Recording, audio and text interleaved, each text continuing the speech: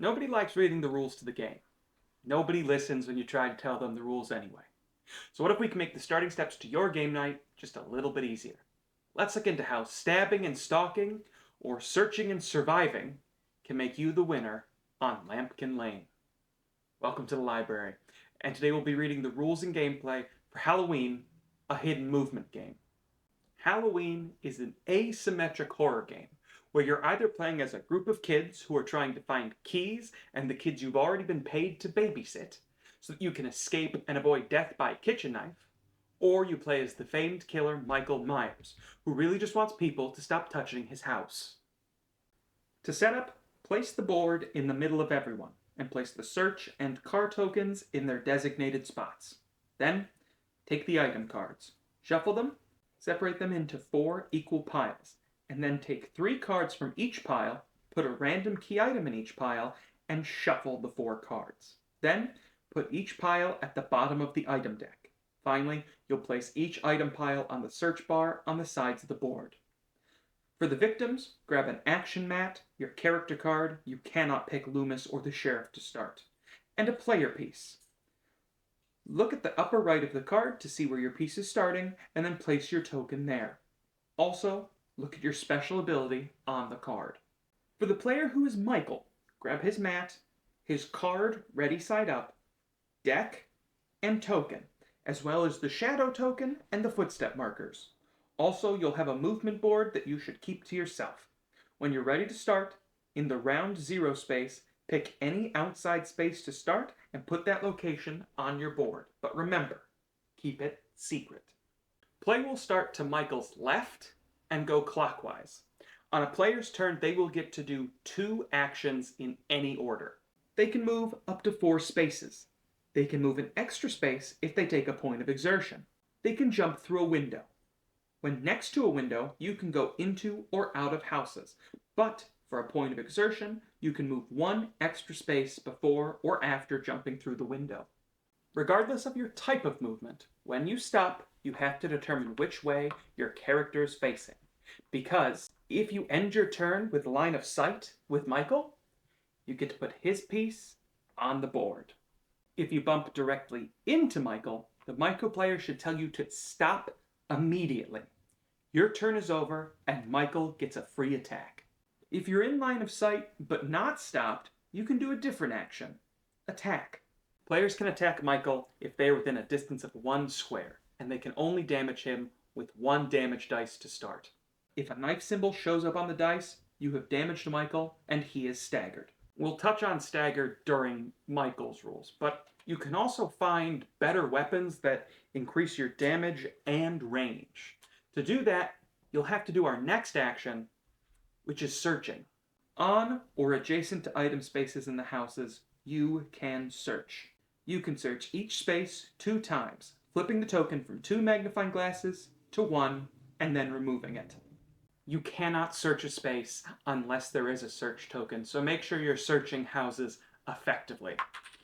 If while searching you happen to go over your hand limit, you can place the cards on either the top or the bottom of the search deck at your own leisure. However, if you do end up just using a card, it goes into a generic discard. If you're next to another player, you can use an action to trade cards. Your final action is that you can rest. Now, resting does not let you move or do anything else but remove your exertion tokens. If at the start of your turn you happen to have 3 exertion tokens, you must take a rest as your first action. After all players take their 2 actions, it'll then circle back to Michael. On Michael's turn, he can do 2 of any 4 actions. However, the effectiveness of these actions depends on if Michael is ready or staggered. This is a note and a spoiler for next week's play-by-play.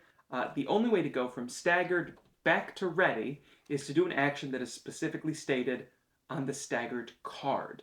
You can't go to ready if you do a free action that you got from the Michael deck. More on the Michael deck in a little bit. Michael can stalk. If ready, he can move 5 spaces, but if staggered, that movement goes down to 3. He can also do a movement action called Pursue. This allows Michael to move in a straight line for as long as he wants, as long as he doesn't stop in a person's line of sight. If staggered, he cannot pursue. Infiltrating allows you to move through windows, just like the survivors, but also move through hedges around the board. Finally, if adjacent to a victim, Michael can attack. He will roll 3 die and deal damage for each knife shown. Be warned though, because the players have weapons and distractions that can make you staggered or even make you re-roll your damage.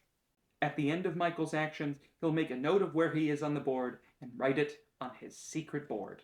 If your turn box has a little black plus in it, that means you get to pull a Michael card. Now, Michael cards are one-time use, but you can do a variety of things. You can heal, you can do more damage, or you can even take an extra action on a turn. There are 2 ways that Michael can win. The boring way, you can wait it out. This game has a built-in timer. If you can get to round 18 in a 4-player game, or round 24 in a 2 to 3-player game, Michael wins. I'm not quite sure on the lore reason for that, but I appreciate a game that knows when to end things. The other way to win is more fun. You gotta kill teenagers. Michael needs to kill 3 characters in a 4-player game, or 4 characters in a 2 or 3-player game. When he kills a player, a few things will happen. First, they put their entire hand of cards at either the top or bottom of the search deck of the quadrant they are in. If they happen to die in the road, they can pick which side of the road they died on.